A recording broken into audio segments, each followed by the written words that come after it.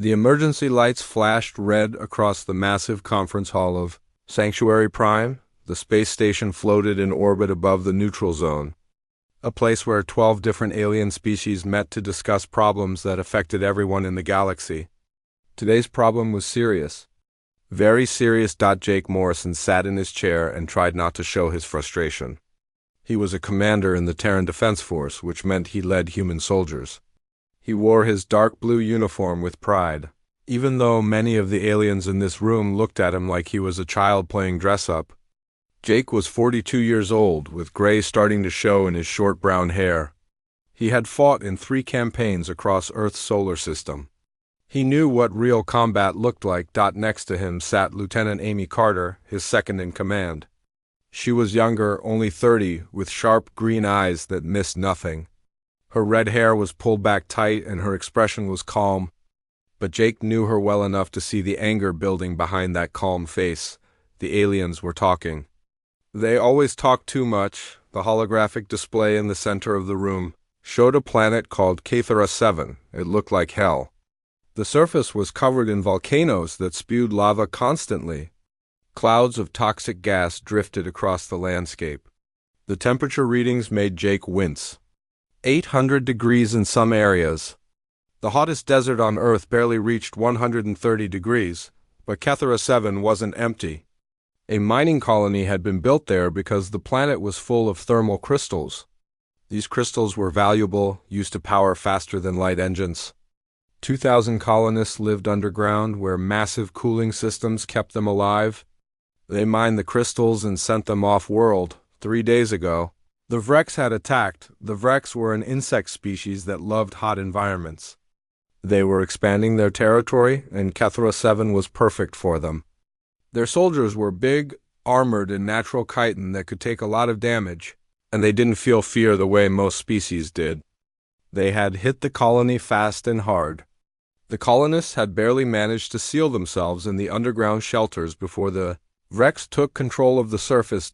Now those 2,000 people were trapped. They had maybe 2 more days of oxygen. After that, they would suffocate. The Scar Fire troops will handle this, announced Ambassador Krell. He was a Scar himself, a reptilian species that stood 7 feet tall. His scales were dark red, and his eyes were yellow with vertical slits. He spoke with absolute confidence. My people have evolved in desert environments. We can tolerate heat that would kill most species in this room. The other ambassadors nodded. The Kiro representative, a bird-like creature with blue feathers and 4 arms, clicked her beak in agreement. The Scar are the logical choice. They have experience with high-temperature operations. Jake couldn't stay quiet anymore. He stood up, and several aliens turned to look at him with what he could only describe as amused curiosity. "Commander Morrison," said the council leader. A tall alien called a Zentari with gray skin and large black eyes. "Do you have something to add?" "Yes, sir," Jake said, keeping his voice respectful but firm. "The Terran Defense Force would like to volunteer for this mission. We can get those colonists out." The room went silent for 3 seconds. Then Ambassador Krell started laughing. It was a harsh, hissing sound that made Jake's teeth clench. Other ambassadors joined in. The Kiro representative covered her beak with one of her 4 hands, her feathers shaking with suppressed laughter. "Forgive me, Commander," Krell said, still chuckling, "but humans? On Cathara 7? Your species has soft skin. You sunburn easily. You complain when your weather gets too hot or too cold. You are brave, I will grant you that, but bravery alone won't protect you from 800-degree heat." "We have experience with extreme environments," Amy said. Standing up next to Jake, her voice was ice-cold. "Our planet has deserts, active volcanoes, and industrial sites that operate at temperatures similar to Cathara 7. Similar?" The Kiro ambassador's voice was condescending. "Commander Morrison, Lieutenant Carter, I mean no disrespect to your species, but the stories we hear about human combat capabilities are greatly exaggerated. You are a young species. You have been in space for less than a century. The Scar have been conducting military operations for 10,000 years. Jake wanted to argue more, but the Zentari council leader raised one long-fingered hand. The Council appreciates Earth's offer. However, we have decided that the Starfire troops are best suited for this operation. The Terran Defense Force will remain on standby for support roles if needed. Support roles, Amy muttered under her breath as they sat back down. Jake said nothing. He knew when a fight was lost. For now, the Starfire troops deployed the next day. Jake and Amy watched from Sanctuary Prime as the reports came in. At first, things seemed to go well. 300 Scar soldiers landed on Kethera 7 in specially designed heat-resistant armor. They moved toward the colony's main entrance. Then everything went wrong. The Scar armor could handle heat, but not the combination of heat, toxic gas, and unstable terrain. Volcanic eruptions happened without warning. Geysers of superheated steam burst from the ground. The Vrex had adapted to this environment perfectly. They attacked from underground tunnels, dragging Scar soldiers into places where their armor failed. Jake watched the casualty reports climb. 50 dead, 75, 100. After 16 hours, the Scar commander ordered a retreat. They had lost 140 soldiers and hadn't even reached the colony entrance. The remaining fire troops pulled back to their ships and left orbit. Ambassador Krell looked shaken when he addressed the Council the next day. His scales had lost some of their color. The environment is more hostile than our intelligence suggested, he admitted. The Vrex have fortified positions throughout the volcanic tunnels, and the heat is affecting our equipment in ways we did not anticipate. What about the colonists? Asked the Kirill ambassador. They have perhaps 48 hours of oxygen remaining, said the Zentari Council leader. His black eyes showed no emotion, but Jake could hear the stress in his voice. Does any other species wish to volunteer? Silence filled the room. The various ambassadors looked at each other, but no one spoke up. Jake could see it in their faces. They were writing off the colonists as already dead. He stood up again. The Terran Defense Force renews its offer. Krell turned to look at him. There was no laughter this time, just exhaustion. Commander Morrison, if my fire troops could not survive down there, what makes you think your soldiers can? Because we're used to fighting in places that are trying to kill us, Jake said simply. Earth isn't a gentle planet, Ambassador. We have regions where the temperature reaches 130 degrees. We have active volcanoes. We have trained in industrial environments where one wrong step means death. And we have something else. What is that? Asked the Zentari leader. Stubbornness, Amy said, standing beside Jake again. Humans don't know when to quit. Sometimes that's a weakness. But in a situation like this, it's exactly what you need. The council debated for 2 hours. Jake and Amy waited outside the chamber, drinking terrible alien coffee and trying not to think about 2,000 people slowly running out of air.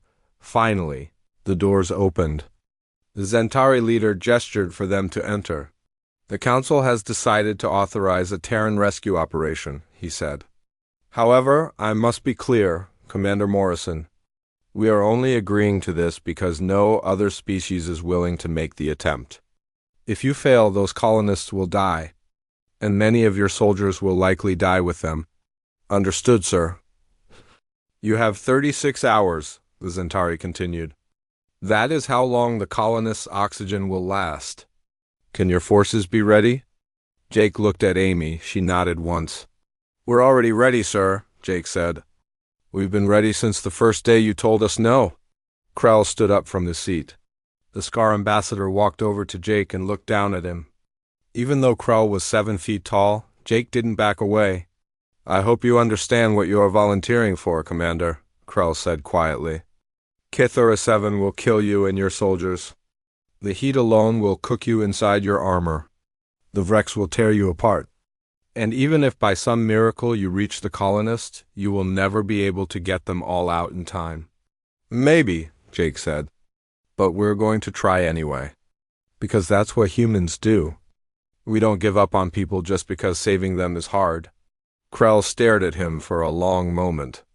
Then the Scar ambassador nodded slowly. Then go with honor, Commander Morrison. I hope I am wrong about your chances.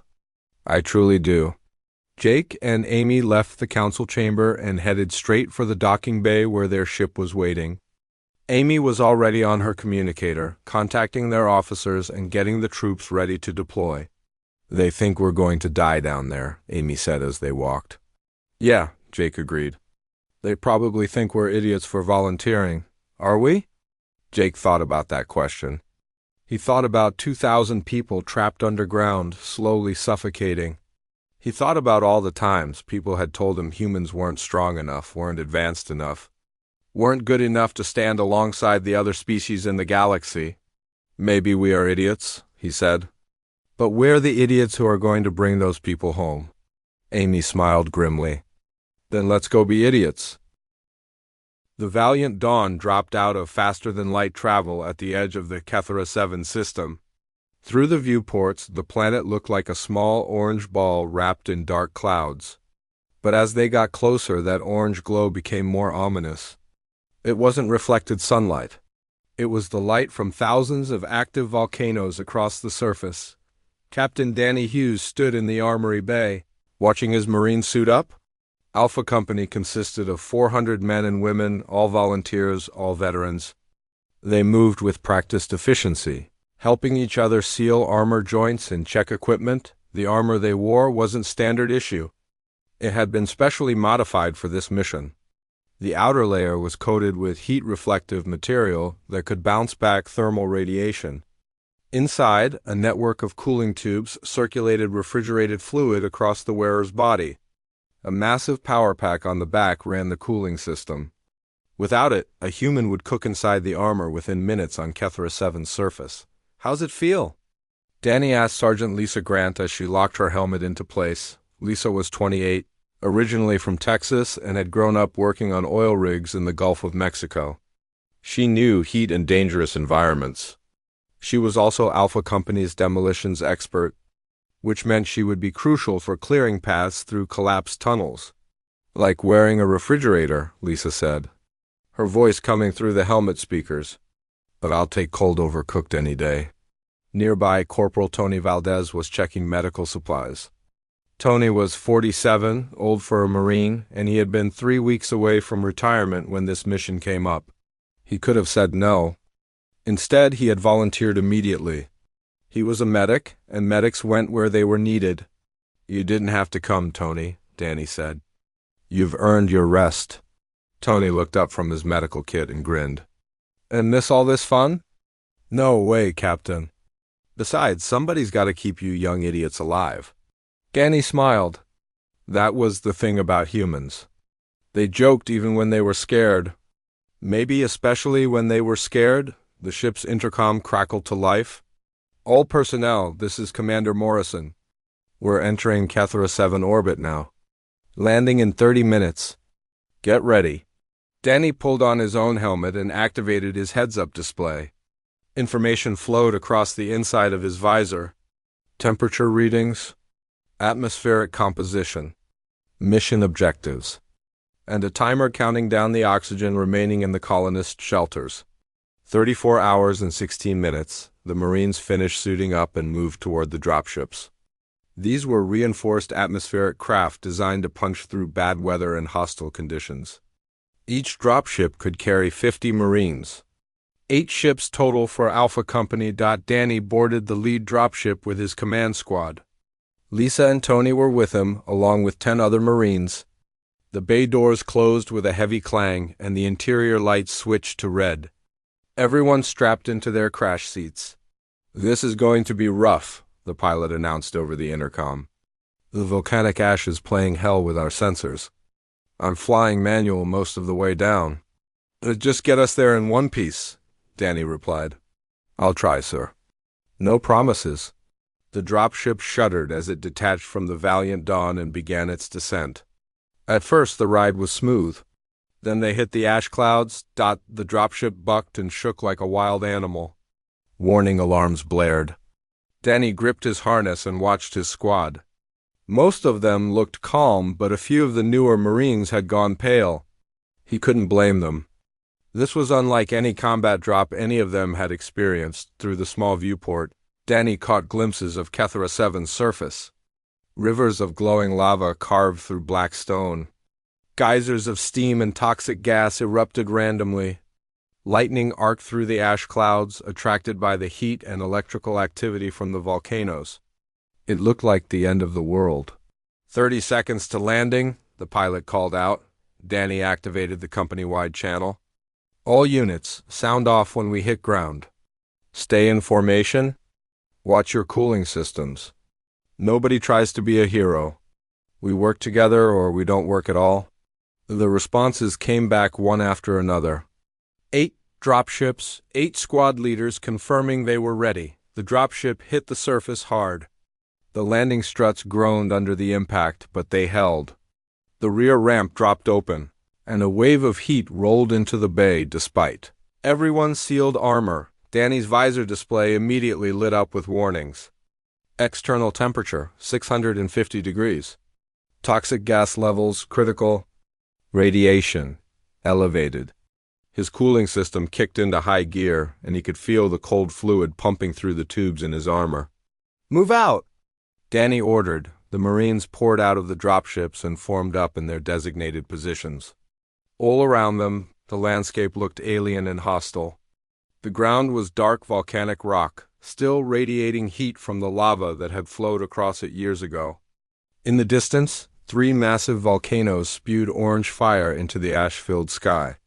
Rivers of molten rock glowed bright in the dim light. Danny checked his display. All 8 dropships had landed successfully. All 400 Marines were on the ground. The first miracle. Alpha Company, this is Captain Hughes. We are green across the board. Beginning advance to Objective 1. Objective 1 was the main entrance to the colony's underground complex, about 3 kilometers from the landing zone. The Scarfire troops had tried to reach it and failed. Danny intended to succeed. The company moved out in a standard advance formation. Scouts ranged ahead, checking for stable ground and Vrex activity. The main body followed in staggered columns, ready to respond to threats from any direction. Engineers brought up the rear, marking the path for the eventual evacuation. The heat was incredible.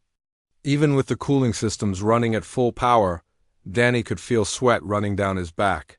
His visor showed his armor's cooling capacity at 87%. That was acceptable, but it wouldn't last forever.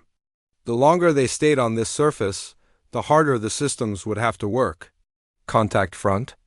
One of the scouts called out. Danny's display updated immediately. A chasm had opened in the ground ahead, probably from a recent earthquake. The gap was about 20 meters wide, with molten lava visible at the bottom. "Lisa, get up here," Danny ordered. Sergeant Grant moved forward with her demolitions team. She studied the chasm for a moment, then pointed to a rock formation on the right side.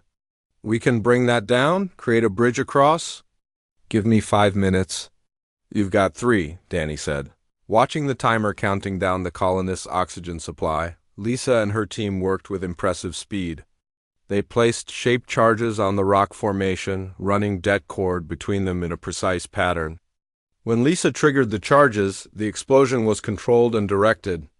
The rock formation collapsed exactly as planned, tumbling into the chasm and forming a rough but stable bridge. "That's how you do it," Lisa said with satisfaction. The company crossed the makeshift bridge without incident. They had covered 1 kilometer. 2 more to go. The next obstacle appeared 15 minutes later. A geyser field stretched across their path, dozens of vents in the ground that randomly erupted with superheated steam. Danny watched one geyser blow a column of steam 50 meters into the air.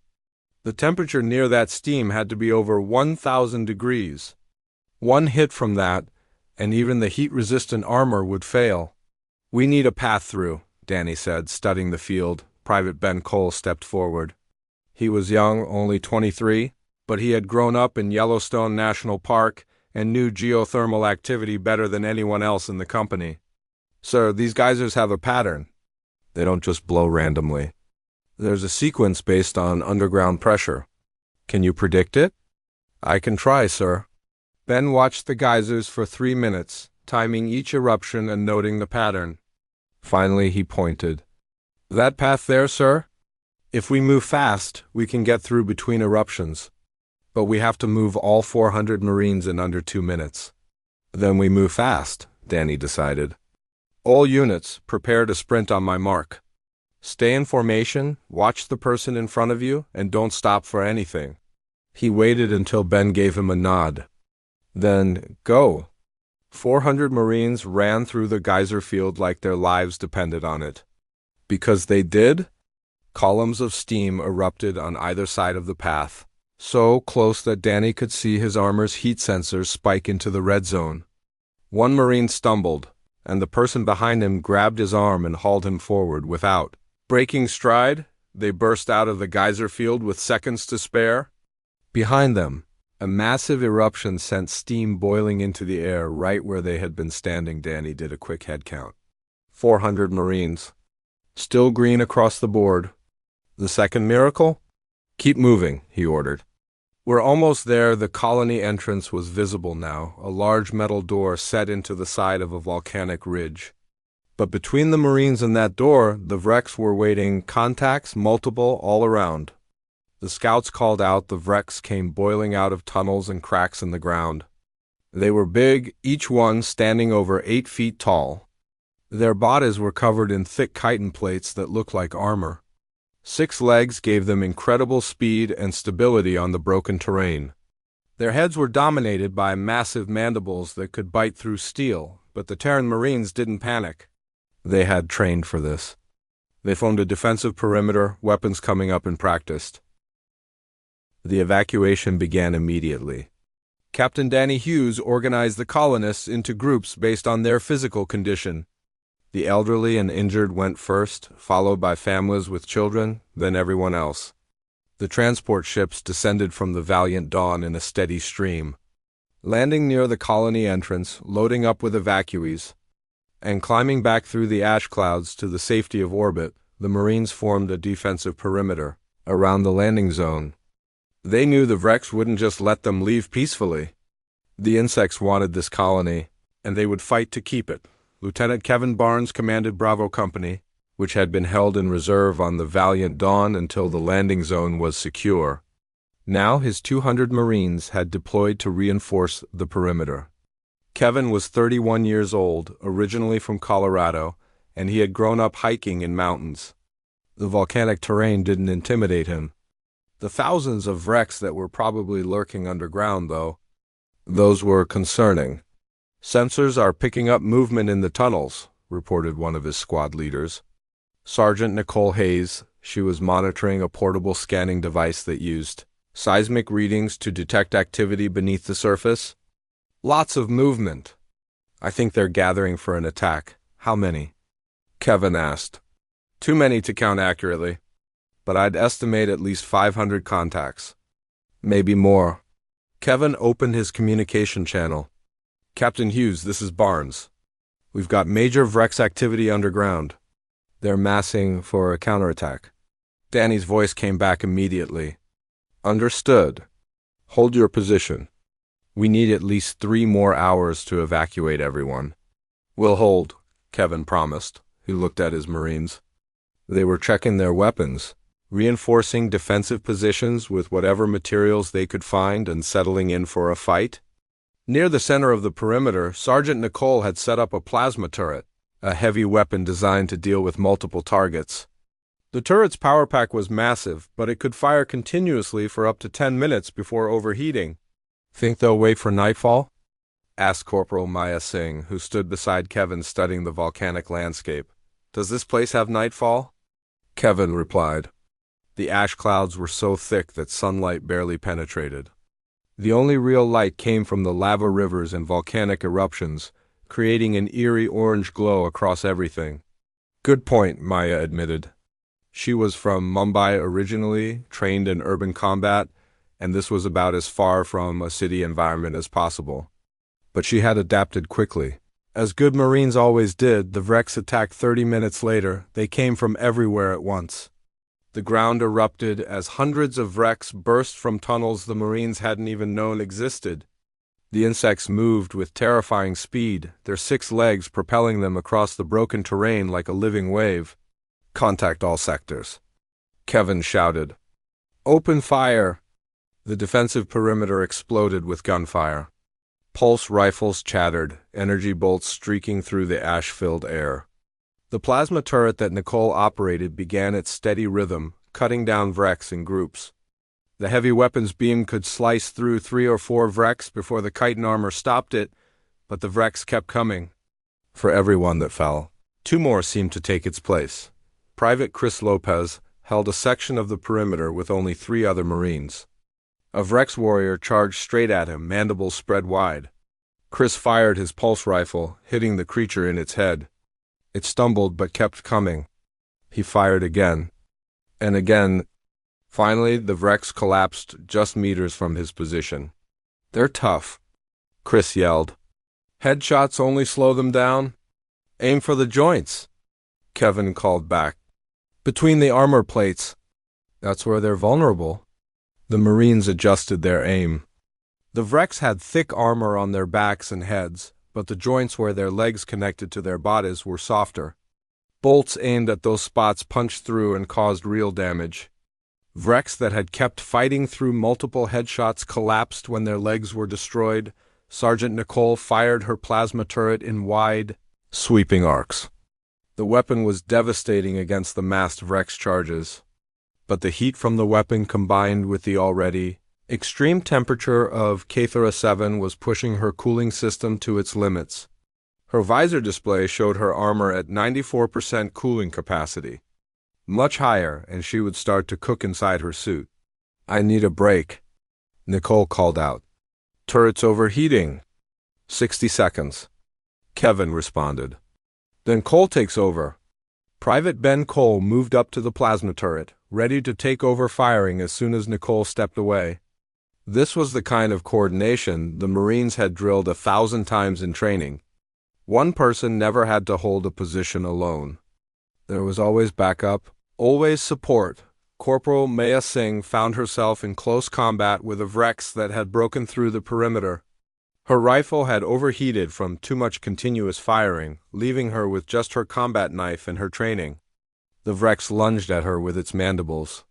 Maya rolled to the side, came up under the creature's guard, and drove her knife into the softer chitin at its throat. The Vrex shrieked and thrashed. Maya held on, pushing the knife deeper until the creature finally collapsed. "Maya, you good?"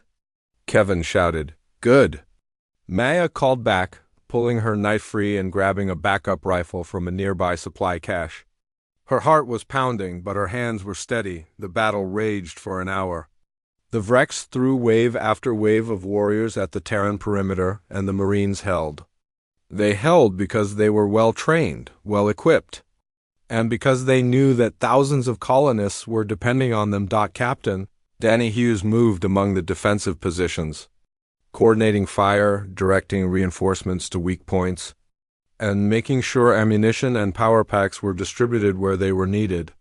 His own rifle was nearly empty, so he picked up one from a wounded Marine who was being evacuated. "How much longer?" Lieutenant Kevin Barnes asked over the command channel. Danny checked the evacuation status. 2 more hours. We've got about 1,200 colonists off-world. 1,000 more to go. "We can hold for 2 hours, Kevin replied. "But we're burning through ammunition fast. The Valiant Dawn is sending down resupply drops. Look for the containers with red markers." As if on cue, several cargo pods screamed through the ash clouds and slammed into the ground near the perimeter. Marines rushed to crack them open, pulling out crates of ammunition, fresh power packs, and replacement cooling units for damaged armor. Corporal Tony Valdez, the medic, worked at a field hospital set up just inside the colony entrance. He had 14 wounded Marines to deal with, ranging from minor burns to serious injuries from Vrex attacks. His hands never stopped moving. Clean the wound, seal the armor breach, inject pain medication, stabilize, and move to the next patient. "How bad is it, Doc?" asked a young Marine whose arm had been slashed by Vrex mandibles. "You'll live," Tony said, working on sealing the wound. "But you're not going back out there today. You're going on the next transport up, but my squad needs me." "Your squad needs you alive and healthy," Tony replied firmly. "Take the transport."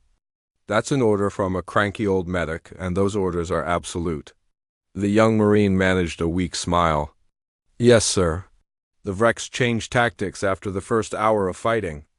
Instead of mass charges, they began probing attacks, hitting different sections of the perimeter in quick succession, trying to find weak points. It was a smarter approach, and it forced the Marines to stay alert and mobile. Sergeant Lisa Grant, the demolitions expert, found a new use for her skills. When the Vrex started emerging from specific tunnel entrances, she would collapse those tunnels with precisely placed charges. It didn't stop all the Vrex from getting through, but it slowed them down and forced them to use fewer, more predictable routes. Tunnel entrance at grid reference 47, Lisa reported. About to close it permanently. She triggered the charges and a section of ground collapsed into the tunnel below. 3 Vrex that had been climbing up were buried in the rubble. That's number 8, Lisa said with satisfaction. How many more tunnels are there? Sensors show at least 20 more, replied the Marine monitoring the seismic equipment. These bugs have been digging for weeks. Then I'd better get to work, Lisa said, already loading her pack with more explosives. The second hour of fighting was harder than the first. The Marines were getting tired. Even with the cooling systems keeping them alive, the physical and mental strain of continuous combat in extreme conditions was wearing them down.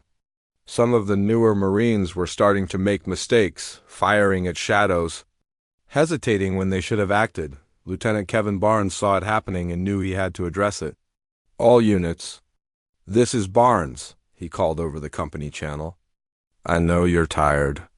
I know this is the hardest fight most of you have ever been in. But we're doing something incredible here. We're holding a position that the Galactic Council said was impossible to hold. We're protecting colonists that other species had written off as already dead. And we're showing everyone in the galaxy what humans are capable of. So stay focused, stay sharp, and let's finish this job. The Marines responded with renewed determination. Weapons came back up, positions were reinforced, and when the next wave of Vrex attacked, the defensive fire was just as strong as it had been at the start. The celebration on the Valiant Dawn was brief.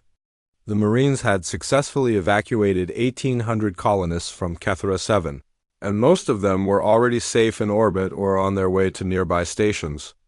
The wounded were being treated in the medical bay. The mission was going well, but it wasn't over yet.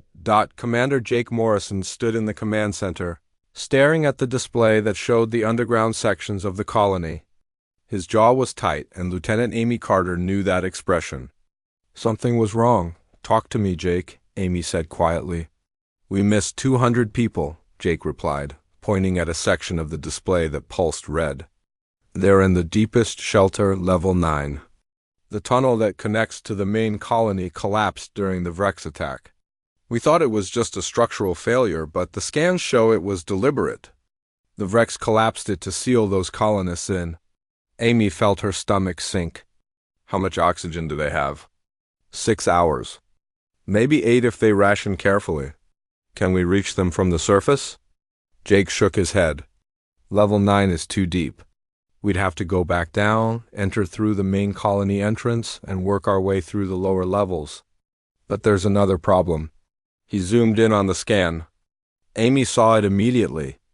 A large mass of heat signatures clustered directly above the sealed shelter. The Vrex Queen, Jake said. She's nested there with at least 300 drones. They're using the trapped colonists as bait, hoping we'll come back so they can hit us in the tunnels where our numbers don't matter as much. It's a trap, Amy agreed. Yes, but we're going anyway. Jake's voice was firm. I'm not leaving 200 people down there to die because the mission got complicated. How many Marines do you want to take? 15. Small team, fast and mobile. Captain Hughes, Sergeant Grant, Corporal Valdez, Lieutenant Barnes, and 11 others. I'm going with them. Amy started to argue, but Jake cut her off. I know what you're going to say. Commanders don't go on suicide missions. But this isn't a standard operation, and I'm not sending people into that hell without being there myself. Amy studied him for a long moment, then nodded. Then I'm coming too. Amy ... If you get to ignore protocol, so do I, she said firmly. You'll need someone with tactical sense down there, and you know I'm the best you've got after Hughes. Jake smiled despite the situation. Fine, 16 people total. Let's go tell them what they're volunteering for. An hour later, the team assembled in the armory. Captain Danny Hughes, Sergeant Lisa Grant, Corporal Tony Valdez, Lieutenant Kevin Barnes, Sergeant Nicole Hayes, Corporal Maya Singh, Private Chris Lopez, Private Ben Cole, and 8 other Marines. Plus Jake and Amy. I'm not going to lie to you, Jake said, looking at each of them in turn. This is going to be worse than anything we've faced so far. We'll be in confined spaces underground. The heat will be even more extreme because we'll be closer to the planet's core, and we'll have to fight through a wreck's nest to reach the colonists. Some of us probably won't make it back. No one spoke. No one looked away. That said, Jake continued, 200 people are counting on us.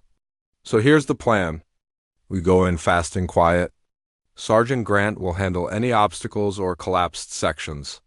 Corporal Valdez will have medical supplies for the colonists, many of whom are probably in bad shape by now. Lieutenant Barnes and Sergeant Hayes will handle point security.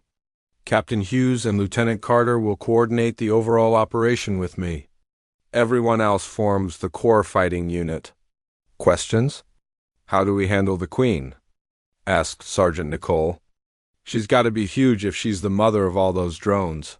We avoid her if possible, Jake replied. But if we can't, then we kill her. Sergeant Grant will carry thermal charges strong enough to blow through reinforced steel.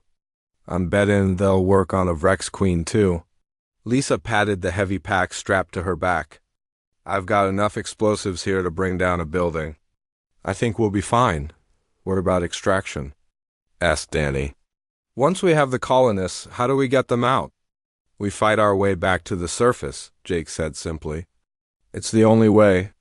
The tunnels are too unstable for the dropships to hover near any of the lower entrances. Lieutenant Kevin Barnes raised his hand. Sir, just want to confirm. We're taking 16 people into a nest of 300 Vrex, including a Queen, to rescue 200 colonists. Then fighting our way back out through miles of volcanic tunnels where one wrong step could drop us into lava. Is that accurate? That's accurate, Jake confirmed. Kevin grinned. Just checking? Wanted to make sure I heard it right. Sounds like fun? The other Marines laughed. It was gallows humor, the kind that soldiers used when they knew the odds were terrible, but they were going anyway. The dropship took them back down through the ash clouds to the surface of Kethera 7. The landing zone near the colony entrance was empty now. The Vrex had pulled back after the Marines evacuated, returning to their tunnels. But Jake knew they were still there, waiting. The team moved through the colony entrance and down into the main complex. The upper levels were abandoned, lit only by emergency lights that cast everything in an eerie red glow. Their boots echoed on metal floors as they descended deeper. Temperatures rising, Amy noted, checking her visor display. We're at 700 degrees now. It'll get worse, Jake replied. Level 9 is close to the geothermal vents. Could be over 900 degrees down there. They reached level 4 without incident. Then level 5. The tunnel walls were showing more heat damage now, the metal warped from extreme temperatures. In some places the rock walls glowed faintly orange. Contact, whispered Lieutenant Kevin Barnes, who was on point with Sergeant Nicole. Vrex Patrol, 6 units, 20 meters ahead. Take them quietly, Jake ordered. We don't want to alert the whole nest yet. Kevin and Nicole moved forward silently. The other Marines spread out, covering angles and exits. The 2 scouts disappeared around a corner. There was a brief, muffled sound of combat. Then Kevin's voice over the radio. Clear, patrol eliminated. The team moved forward and found 6 dead Vrex. Kevin and Nicole had used their knives, striking at the vulnerable joint sections. It was close, brutal work, but it had been quiet. Good job. Keep moving. They descended to level 6, then 7. The heat was becoming oppressive. Even with their cooling systems running at maximum, the Marines could feel the temperature climbing inside their suits. Sweat soaked their uniforms. Breathing became harder as the heat made the air itself feel thick. Corporal Tony Valdez monitored everyone's vital signs through the medical scanner built into his armor. Captain Hughes is at 96% cooling capacity, he reported quietly to Jake. Sergeant Grant is at 95. We're all pushing the limits. Note it and keep moving, Jake replied. We can rest when those colonists are safe. Level 8 brought them to a massive chamber, some kind of central hub where multiple tunnels converged. And it was full of wrecks. Contact multiple units. Someone shouted as the wrecks rushed toward them from 3 different tunnels. The firefight erupted instantly. The confined space made it chaotic. Energy bolts flew in all directions. A Vrex warrior lunged at Private Chris Lopez, who dodged to the side and emptied half his power pack into the creature's thorax. Corporal Maya Singh was tackled by another Vrex, but she rolled with the impact and came up firing. Killing the creature at point-blank range, Sergeant Lisa Grant switched to her grenade launcher and fired high-explosive rounds into the tunnels where the Vrex were coming from. The explosions collapsed sections of the tunnel, cutting off reinforcements. Keep them off our backs. Danny Hughes shouted, coordinating the defensive positions. We need to get through to level 9. The battle lasted 10 minutes. When it was over, 30 Vrex lay dead. The Marines had taken casualties too. 2 were seriously wounded, and 3 had damaged armor that was losing cooling capacity fast. We can't stay here, Amy said urgently. The whole nest knows we're here now. Jake made a hard decision. The wounded stay here with 2 guards. Everyone else moves forward. We get the colonists, we come back for our people, and we all get out together. The 2 most seriously wounded Marines were left in a defensive position near one of the collapsed tunnels, with 2 guards to protect them. The rest of the team pushed forward to level 9. The tunnel to level 9 was partially collapsed, just as the scans had shown. Lisa examined the rubble with practiced eyes. I can clear this, but the explosion will definitely alert everything in the nest. No way around it. Do it, Jake ordered. We're past the point of stealth anyway. Lisa placed her charges and everyone moved back behind cover. The explosion rocked the tunnel, sending debris flying.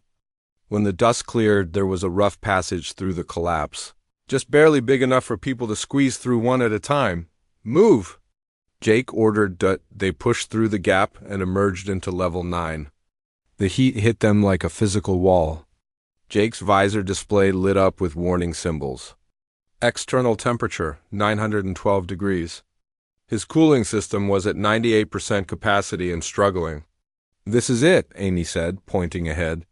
The sealed shelter is 50 meters that way. Between them and the shelter, the Vrex Queen waited. She was massive, easily 15 feet long and 8 feet tall. Her chitin armor was thicker than any of the warriors they had faced, and she was... The 200 colonists in the shelter stared at the 16 Marines who had just fought their way through a Vrex nest to reach them. Some of them were crying. Others looked like they couldn't quite believe what they were seeing. A young Carol child, her blue feathers dirty and matted, walked up to Jake Morrison and gently touched his armored leg. You came? She said in a small voice. Everyone said no one would come. But you came. Jake knelt down to the child's level. His armor was scorched and damaged, his cooling system was barely functioning, and he was so tired he could barely stand. But he managed to smile. Of course we came. That's what we do. Corporal Tony Valdez was already moving through the colonists, checking for medical emergencies. Many of them were dehydrated and suffering from heat stress despite the shelter's cooling systems. A few had injuries from the initial Vrex attack. Tony worked quickly, administering fluids and basic first aid. We need to move fast, Lieutenant Amy Carter said, checking her display. The magma flow we triggered is destabilizing this whole level. These tunnels could collapse at any time. Captain Danny Hughes was coordinating with the Valiant Dawn. We're going to need multiple transport runs. 200 colonists plus our wounded Marines, plus the team down here. That's too many to move in one trip. Then we make 2 trips, Jake decided. First wave takes all the colonists plus our wounded. Second wave takes the rescue team. Danny, you lead the first wave. I'll bring up the rear with the second. Sir, respectfully, you should go with the first wave, Danny argued. You're the commander. And that's exactly why I'm staying, Jake replied. I'm not leaving this planet until every single person is accounted for. Danny knew better than to argue further. Understood, sir. The journey back to the surface was harder than going down. They were moving over 200 exhausted, frightened colonists through unstable tunnels filled with heat, toxic gas, and the possibility of more wrecks. The Marines formed a protective bubble around the colonists. Weapons ready, constantly scanning for threats, they had to move slowly. Many of the colonists were elderly or injured. Parents carried small children. The stronger colonists helped the weaker ones. Lieutenant Kevin Barnes and Sergeant Nicole Hayes took point again, clearing the path ahead and marking safe routes. On level 8, they found the 2 wounded Marines they had left behind. Both were alive, protected by their 2 guards who had held the position against 3 separate Vrex probing attacks. The wounded were carefully loaded onto makeshift stretchers. Carried by other Marines, the group reached level 5 when disaster struck. A massive tremor shook the entire facility. The magma surge from level 9 was causing structural failures throughout the lower levels. Part of the tunnel ceiling collapsed, blocking their path forward. We're trapped, someone said, panic rising in their voice. No, we're not, Sergeant Lisa Grant said firmly. She was already examining the collapse, looking for weak points. This is just another obstacle. And I'm very good at removing obstacles. Lisa placed shaped charges on the collapse section, carefully calculating the blast pattern to clear the debris without bringing down more of the ceiling. When she triggered the charges, the explosion was precise and controlled. The rubble cleared, creating a passage. See? Lisa said, problem solved. Keep moving, people. They climbed higher. Level 4? Level 3. The heat was gradually decreasing as they got further from the geothermal vents, but it was still extreme.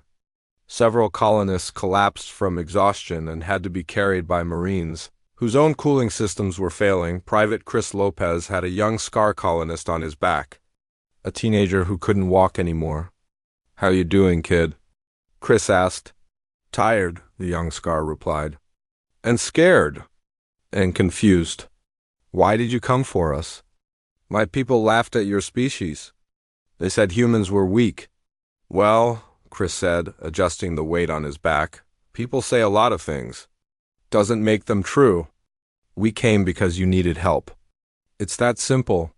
But you're dying down here too. I can hear your armor's alarms. Your cooling system is failing. Maybe, Chris admitted. But I'll last long enough to get you to the surface. That's what matters.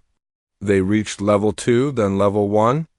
The main colony entrance was visible ahead, and beyond it, the hellish surface of Kethera 7, but it looked beautiful to the colonists because it meant they were almost free. The dropships were waiting at the landing zone, their ramps down, ready to load. Captain Danny Hughes organized the evacuation with military precision. The colonists boarded in groups, filling each ship to capacity. The wounded Marines went on the first ships out. That's the first wave away, Danny reported. 200 colonists and our 6 wounded. All heading to the Valiant Dawn. Second wave ships are incoming for the rescue team. Jake Morrison stood at the colony entrance, watching the last of the colonists board. Corporal Mail Singh was helping an elderly human colonist up the ramp. Sergeant Nicole Hayes was doing a final sweep of the area to make sure no one was left behind. Private Ben Cole was distributing the last of the water supplies to Marines whose cooling systems were critically low. A second group of dropships descended through the ash clouds. These were for the rescue team. 16 Marines had gone down to level 9. All 16 were coming back up. Load up, Jake ordered. We're done here. The Marines moved toward the dropships. Jake was the last one to board, taking one final look at the colony entrance. They had lost the facility itself. The lower levels would be flooded with magma by now, and the upper levels were structurally compromised. But every single colonist was alive. That was the victory that mattered. The dropship lifted off, climbing through the volcanic ash toward orbit. Through the viewport, Jake watched Kethra 7 shrink below them. The planet still burned, still looked like hell itself. But it was empty of the people who had needed saving. The Valiant Dawn's hangar bay was chaos when they arrived. Medical teams rushed to treat the wounded and check everyone for heat stress and other injuries. The colonists were being processed, given food and water, assigned temporary quarters. Everywhere Jake looked, he saw people who were alive because human Marines had refused to give up on them. Lieutenant Amy Carter found Jake in the hangar. She had removed her helmet and her hair was soaked with sweat. "Final casualty report just came in," she said. 47 Marines dead from the entire operation. 89 wounded. Out of 400 deployed. Jake felt the weight of those numbers. 47 families who would receive terrible news. 47 Marines who had given everything. But he also thought about the alternative. If they hadn't come, 2,000 colonists would have died. Sometimes the math was harsh, but it was still math that made sense. "Honor them," Jake said quietly. "Make sure every name is recorded properly. Full military honors for all of them." "Already done, sir?"